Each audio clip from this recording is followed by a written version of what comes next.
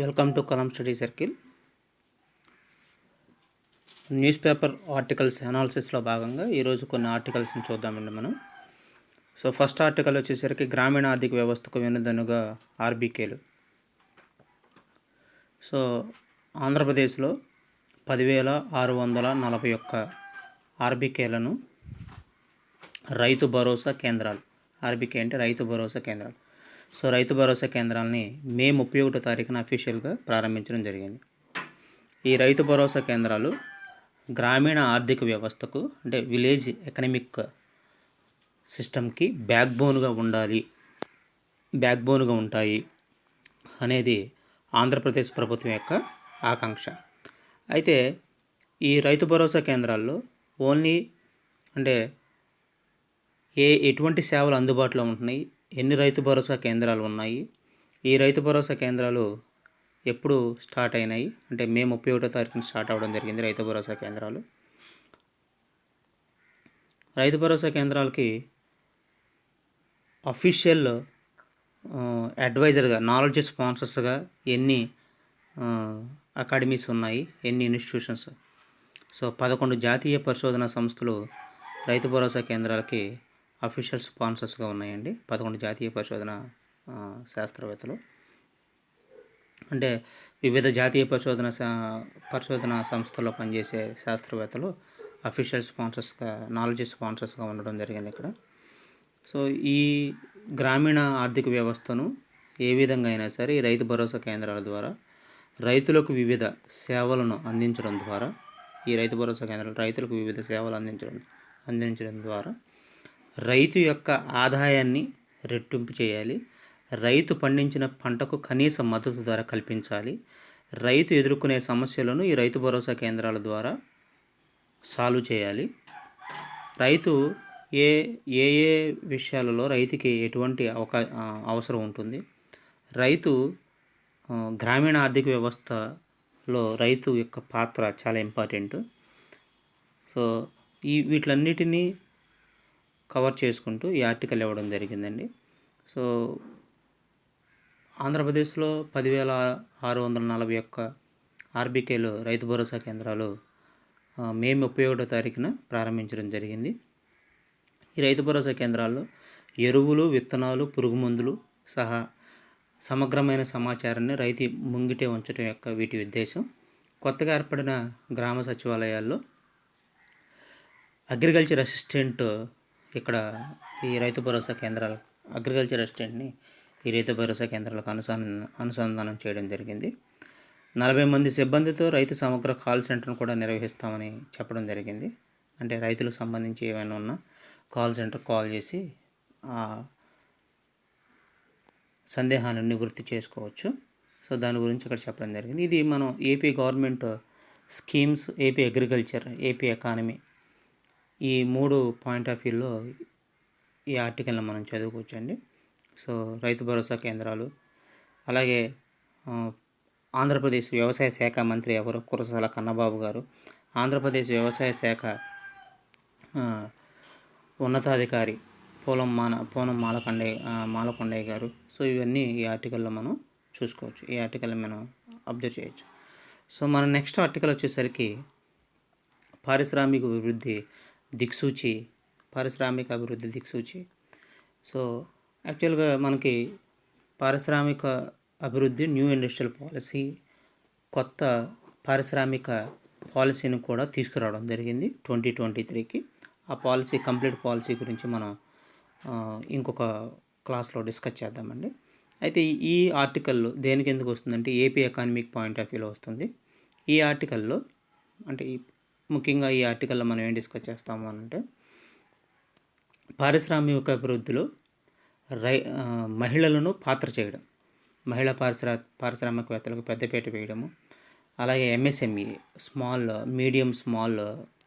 Micro small medium enterprises, సూక్ష్మ చిన్న తరహా పరిశ్రమలకి పెద్ద సాయం చేయడము, ఎస్సీ ఎస్టీ వర్గాల వారికి, బీసీల వారికి, మైనారిటీ వారికి వీళ్ళందరికీ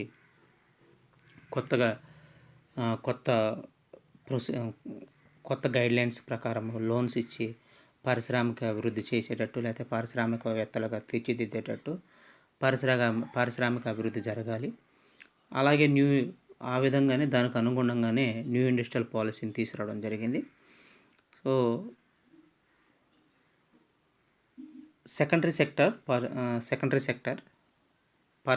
పారిశ్రామిక అభివృద్ధి మీ అందరికీ తెలుసు. Secondary sector, industrial secondary sector. So secondary సెక్టార్లో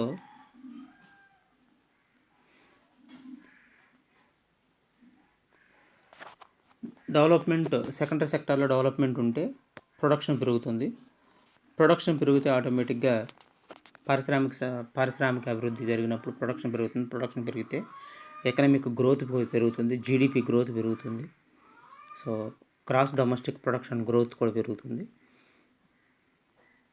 దాన్ని బేస్ చేసుకుని ఆర్టికల్ ఇవ్వడం జరిగిందండి ఇక్కడ. సో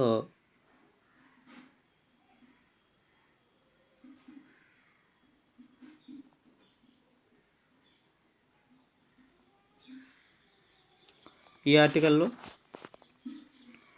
కొత్త పారిశ్రామిక విధానం గురించి చెప్పడం జరిగింది 2023. ఈ పారిశ్రామిక విధానాన్ని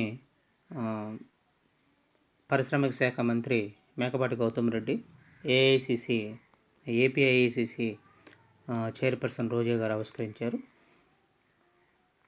ఏపీఐఏసీసీ అబ్రివేషన్ ఏంటంటే ఆంధ్రప్రదేశ్ ఇండస్ట్రియల్ ఇన్ఫ్రాస్ట్రక్చర్ కార్పొరేషన్ అండి. నూతన విధానంలో ఏమేమి ఉన్నాయి? ఈ నూతన విధానంలో వెనుకబడిన వర్గాలకు మహిళల పారిశ్రామికతలు పెద్దపీట వేయడం ఇప్పుడే మనం డిస్కస్ చేసుకున్నాము. అలాగే ఇప్పటికే బాగా విస్తరించిన pharma, textile, automobile, electronic, petrochemical రంగాల్లో కొత్త రంగాలతో పాటు 10 కొత్త రంగాలతో పెట్టుబడులను ఆకర్షించే విధానం. బొమ్మల తయారీ, furniture, footwear, leather, machinery, aerospaces, defence వంటి రంగాల పెట్టుబడులు ఆకర్షించాలని, పెట్టుబడులు పెట్టిన వారు నష్టపోకుండా పూర్తిగా హ్యాండ్ హోల్డింగ్ అందించేలా చర్యలు అంటే వాళ్ళు ఒక 5 years 10 years పీరియడ్ లీజ్ కడతాము ఆ ల్యాండ్కి. తర్వాత ఆ ల్యాండ్ని వాళ్ళు సొంతం చేసుకోవచ్చు. హ్యాండ్ హోల్డింగ్ అంటే స్టార్టింగ్ నుంచి ఎండింగ్ వరకు కూడా వాళ్ళకి ఎటువంటి సహాయం కావాలన్నా చేయాలనేది. సో ఎస్సీ ఎస్టీ ఇక్కడ అనేక రాయితీలను కూడా ఇవ్వడం జరిగింది. ఎస్సీ ఎస్టీ బీసీ మైనారిటీ మహిళా పారిశ్రామికవేత్తలకు ప్రత్యేక రాయితీలు. కనీసం 10 మందికి ఉపాధి కల్పించే మహిళా పారిశ్రామికవేత్తలకు సగం ధరకే భూమి, స్టాంపు డ్యూటీ నుంచి మినహాయింపు, 5 ఏళ్ల పాటు విద్యుత్ సబ్సిడీతో పాటు అనేక రాయితీలు.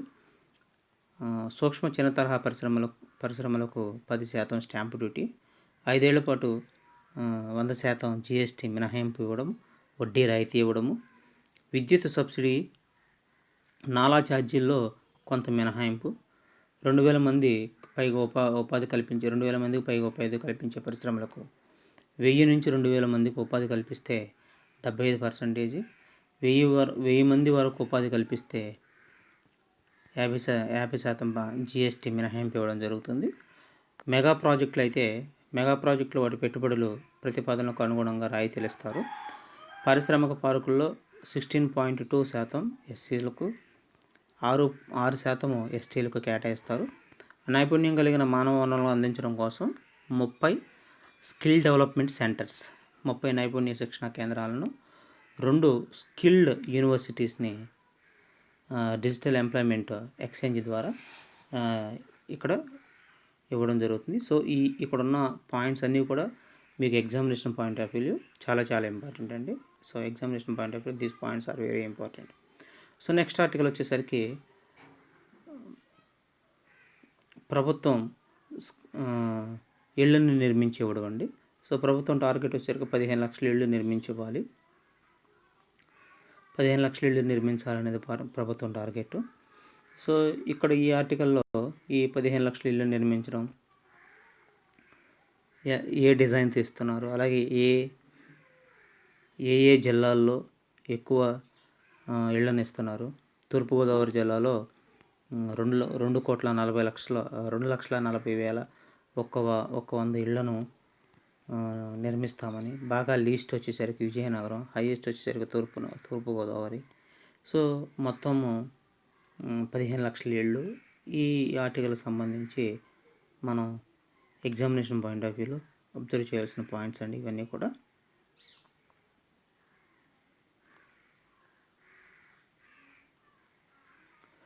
నెక్స్ట్ ఇంపార్టెంట్ ఆర్టికల్ వచ్చేసరికి ఆహారానికి రాష్ట్రానికి తప్పిన ఆహార ఇబ్బందులు. సో చాలా ఇంపార్టెంట్ పాయింట్ అండి ఇది, చాలా ఇంపార్టెంట్ కూడా. సో యాక్చువల్గా మనకి నేషనల్ ఫుడ్ సెక్యూరిటీ యాక్ట్ అనేది ఉంటుంది, దానికి రిలేటెడ్గా ఉంటుంది ఏపీ ఎకానమీ. ఇది ఏపీ ఎకానమీ పాయింట్ ఆఫ్ వ్యూలో ఈ ఆర్టికల్ మనం చదువుకోవాలి. రాష్ట్రంలో మొత్తం 1,49,20,706 కార్డులు ఉన్నాయండి. సో ఈ పాయింట్ నుంచి మనకి అది అంటే రాష్ట్రంలో ఎన్ని కార్డ్స్ ఉన్నాయని అంటే 1,49,20,706 కార్డులు అంటే అప్రాక్సిమేట్గా 1.5 crores అంటే 1,50,00,000 వరకు కార్డులు ఉన్నాయి. వీటిలో వైట్ రేషన్ కార్డ్స్ ఉండొచ్చు, రైస్ కార్డ్స్ ఉండొచ్చు, అంత్యోదయ అన్న యోజన కార్డ్స్ ఉండొచ్చు అండి, అంత్యోదయ అన్న యోజన కార్డ్స్. సో వీటిలో ఆహార భద్రతా చట్టం పరిధిలోకి వచ్చేవి 89 లక్షలు అంటే అప్రాక్సిమేట్గా 90 lakhs కార్డ్స్ ఆహార భద్రతా చట్టం కిందకు వస్తున్నాయి. ఆహార భద్రతా చట్టం కింద రానివి 60 లక్షలు, 60 లక్షలు. ఈ 60 లక్షల కార్డులకి ఎవరు ఇవ్వాలండి? ఈ 60 లక్షల కార్డులకి అంటే ఆహార భద్రతా చట్టం కింద రాని 60 లక్షల కార్డులకి రాష్ట్ర ప్రభుత్వం భరించాలి. ఎప్పుడు కూడా అండి పీడిఎస్ ద్వారా, పబ్లిక్ డిస్ట్రిబ్యూషన్ సిస్టమ్ ద్వారా ప్రజా పంపిణీ వ్యవస్థ అంటారండి. ఈ ప్రజా పంపిణీ వ్యవస్థ ద్వారా ఆహార భద్రత చట్టం కింద రాని కార్డ్స్ ఏవైతే ఉంటాయో వాటికి సబ్సిడీకి సంబంధించి కానీ, ఫుడ్ గ్రెయిన్స్ సప్లైస్కి సంబంధించి కానీ ప్రతిదీ కూడా, ఫుడ్ గ్రెయిన్స్ సప్లైస్కి సంబంధించి ప్రతిదీ కూడా రాష్ట్ర ప్రభుత్వమే భరించాలండి. ఆ ఖర్చుకు మొత్తం రాష్ట్ర ప్రభుత్వమే భరించాలి. సో ఇక్కడ ఆర్టికల్ వచ్చేసరికి ఈ ఆర్టికల్ నుంచి మనం కార్డ్స్ డిస్కస్ చేసుకోవచ్చు, ఎన్ని కార్డ్స్ ఉన్నాయి అనేది, రాష్ట్ర ప్రభుత్వాలు ఎన్ని కార్డ్స్ ఉన్నాయి అనేది. అలాగే what is national food security act, ఆహార భద్రతా చట్టం అంటే ఏంటో డిస్కస్ చేసుకోవచ్చు.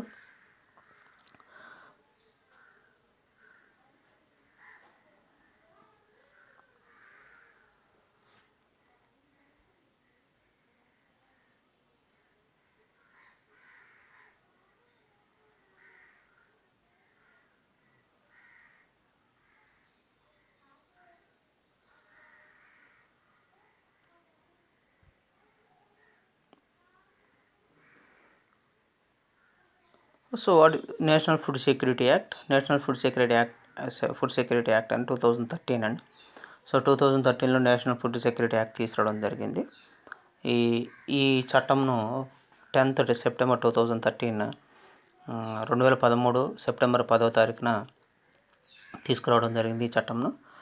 So national food security act ఏంటంటే జాతీయ ఆహార భద్రతా చట్టం అనేది గౌరవప్రదంగా జీవితాన్ని గడపడం కోసం ప్రజలకు సరసమైన ధరలకు నాణ్యమైన ఆహారాన్ని తగినంత పరిణామంలో లభించేలా చూడటం ద్వారా మానవ జీవన చక్ర విధానంలో ఆహారం మరియు పోషక భద్రత కల్పించాలనే లక్ష్యంతో 2013 సెప్టెంబర్ 10న జాతీయ ఆహార భద్రతా చట్టం ఆ చట్టం మనకు తెలియజేస్తుంది అన్నమాట. అంటే ఆ జాతీయ ఆహార భద్రతా చట్టం యొక్క మెయిన్ ఆబ్జెక్టివ్ ఏంటని అడగొచ్చు అండి మిమ్మల్ని. మెయిన్ ఆబ్జెక్టివ్ ఏంటని అడగొచ్చు. There may be A chance అలా అడగడానికి. అలాగే ఇక్కడ 3 రకాల కార్డ్స్ ఉంటాయండి. అంత్యోదయ అన్న యోజన కార్డ్స్ అనేది అంత్యోదయ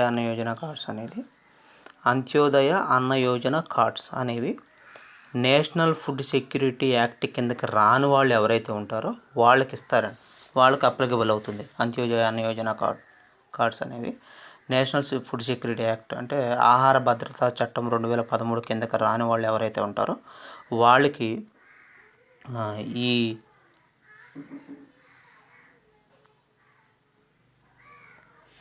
అంత్యోదయ అన్న యోజన కార్డ్స్ని ఇవ్వడం జరుగుతుంది. అలాగే కాగ్, మన నెక్స్ట్ ఆర్టికల్ వచ్చేసరికి కాగ్ అండి, సిఏజీ కాగ్గా ముర్ము ప్రమాణ స్వీకారం.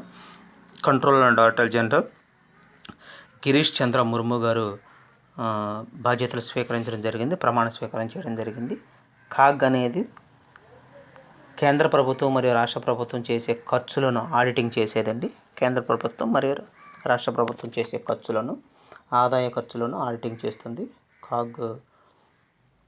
So examination point of view కూడా ఇది కొంచెం ఇంపార్టెంట్ అండి. కాగ్ను అపాయింట్ చేసేది రాష్ట్రపతి అపాయింట్ చేస్తారు. రిమూవల్ చేయాలన్నా సరే ఖచ్చితంగా పార్లమెంట్లో చేసి రిమూవ్ చేస్తారండి.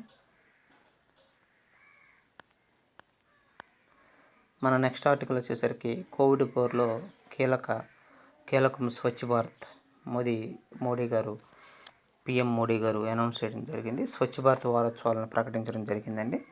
సో స్వచ్ఛ భారత్ వారోత్సవాల సందర్భంగా స్వచ్ఛ భారత్ వారోత్సవాల సందర్భంగా రాజ్ఘాట్ వద్ద రాష్ట్రీయ స్వచ్ఛతా కేంద్రాన్ని ప్రారంభించారు. సో రాష్ట్రీయ స్వచ్ఛతా కేంద్రాన్ని ఎక్కడ ప్రారంభించారు అంటే రాజ్ఘాట్ వద్ద ప్రారంభించారు. ప్రజల్ని ఉద్దేశించి మాట్లాడుతూ ఈ స్వచ్ఛ భారత వారోత్సవాలు 15వ తేదీ వరకు కొనసాగుతాయి. సో ఈ 15వ తేదీ వరకు కొనసాగే స్వచ్ఛ భారత్ వారోత్సవాలు వ్యర్థ విముక్త భారత్ అంటే భారతదేశంలోంచి వ్యర్థాలని విముక్తి చేయాలి, వ్యర్థ విముక్త భారత్ అనే కార్యక్రమం అనే పేరుతో దీన్ని నిర్వహించడం జరుగుతుందండి.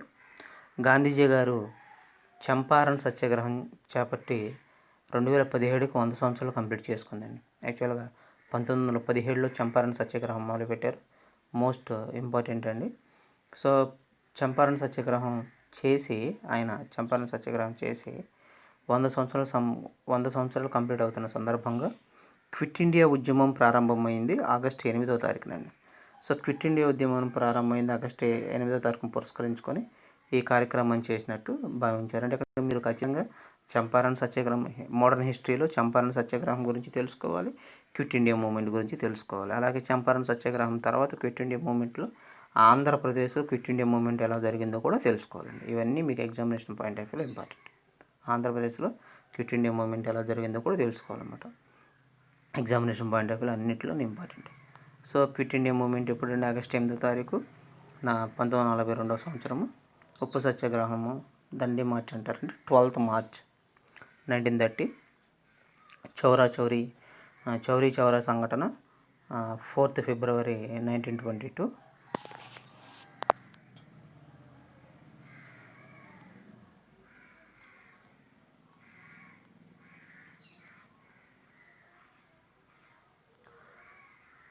సో స్వచ్ఛ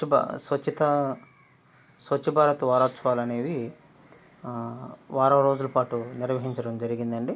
స్వచ్ఛ భారత్ వారోత్సవాలు అనేది ఆగస్టు 8 నుంచి 15వ తారీఖు వరకు నిర్వహించడం జరిగింది.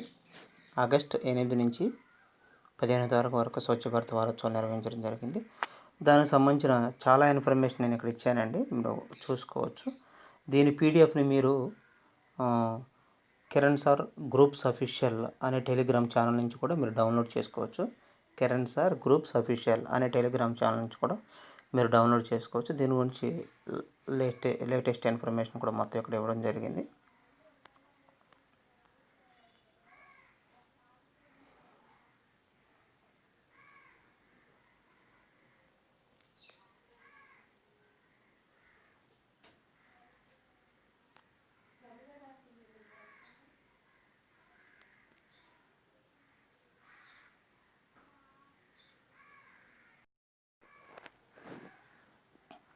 సో నెక్స్ట్ ఇంపార్టెంట్ ఆర్టికల్ వచ్చేసరికి టేబుల్ టాప్ రన్వేస్ అండి. మనకి కేరళలో కోళికట్ విమానాశ్రయం రన్వే అనేది టేబుల్ టాప్ రన్వే అండి. ఆ రన్వేలో ఒక విమాన ప్రమాదం జరిగింది. విమానం 2 ముక్కలు అయిపోవడం జరిగింది. చాలామంది చనిపోవడం కూడా జరిగింది అక్కడ. సో దానికి సంబంధించి ఆర్టికల్ అండి, టేబుల్ టాప్ రన్వే గురించి article. So what is table top runway, అసలు టేబుల్ టాప్ రన్వే అంటే ఏంటి అనేది మనం ఇక్కడ చదువుకోవాలండి. సో టేబుల్ టాప్ రన్వేలు అంటే ఏంటంటే మీకు ఇక్కడ నేను ఇవ్వడం జరిగింది చూడండి. టేబుల్ టాప్ రన్వే అంటే ఇలా ఉంటాయండి టేబుల్ టాప్ రన్వేస్. నేను కొన్ని ఇమేజెస్ని మీకు ఇక్కడ డిస్ప్లే చేస్తున్నాను. టేబుల్ టాప్ రన్వేస్ అనేవి ఇలా ఉంటాయి.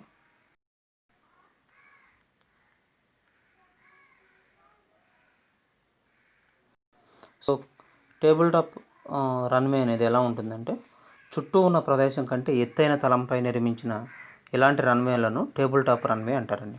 ఇవి 2 చివర్ల లోయ కానీ కొండ కానీ ఉంటుంది. సాధారణంగా విమానాశ్రయాలన్నీ పూర్తి సమతలంగా ఉన్న ప్రాంతాల్లోనే నిర్మిస్తారు. కానీ పర్వత పీఠభూమి ప్రాంతాల్లో అయితే టేబుల్ టాప్ రన్వేలను నిర్మిస్తారు. సో టేబుల్ టాప్ రన్వే అంటే చుట్టూ ఉన్న ప్రదేశం కన్నా ఎత్తైన ఉపరితలం మీద నిర్మించిన రన్వే అని అర్థం, టేబుల్ టాప్ రన్వే అనేది. సో ఈ ప్రమాదం ఎక్కడ జరిగిందండి? కేరళలోని కోళికోడ్ విమానాశ్రయం దగ్గర ఇది జరగడం జరిగింది. సో మనకి మొత్తం టోటల్గా 5 రన్వేలు ఉన్నాయండి ఇండియాలో. టేబుల్ టాప్ రన్వే అనేది Mangaluru in Karnataka, Kozhikode in Kerala, Lengpui in Mizoram, Shimla in Himachal Pradesh, Pakyong in Sikkim. ఇవి మీకు ఎగ్జామినేషన్ పాయింట్ ఆఫ్ వ్యూలో కూడా ఇంపార్టెంట్ అండి. అలాగే ఇలాంటి ఇన్సిడెంటే ఒకటి జరిగిందండి మనకు 2010 సంవత్సరంలో జరగడం జరిగింది. 2010లో కర్ణాటకలో కర్ణాటకలో ఉన్న మంగళూరు విమానాశ్రయం దగ్గర ఇలాంటిదే జరిగింది మనకి. అప్పుడు directorate general of civil aviation DGCA కొన్ని సజెషన్స్ ఇవ్వడం కూడా జరిగింది. ఇండిపెండెంట్ ఇండియన్ సివిల్ ఏవియేషన్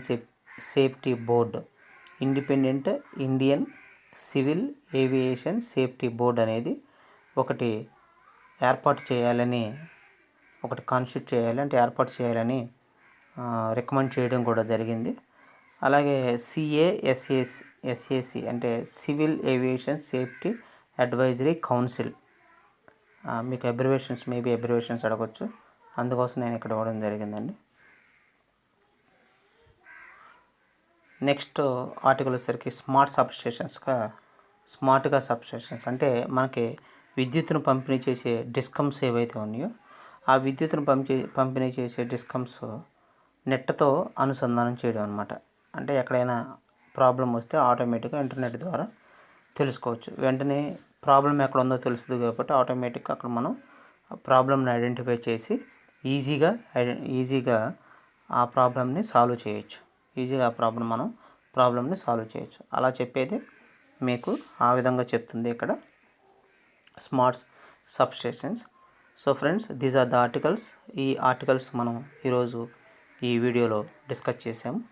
ఈ ఆర్టికల్స్ సంబంధించి లేదా ఈ PDF సంబంధించి కంప్లీట్ ఈ ఫ్రీగా మీరు PDFను కూడా డౌన్లోడ్ చేసుకోవచ్చు. కిరణ్ సార్ గ్రూప్స్ అఫీషియల్ అనే టెలిగ్రామ్ ఛానల్ నుంచి కూడా మీరు దీన్ని డౌన్లోడ్ చేసుకోవచ్చు. ఫ్రెండ్స్, మీ అమూల్యమైన సలహాలు, ఏమైనా కంప్లైంట్స్ ఏమైనా ఉన్నా కింద నాకు కామెంట్ సెక్షన్లో పెట్టినట్లయితే నేను మీకు ఇంకా బెటర్గా అందించడానికి ప్రయత్నం చేస్తాను. సో ప్లీజ్ సబ్స్క్రైబ్ కలం study circle. Thank you. All the best.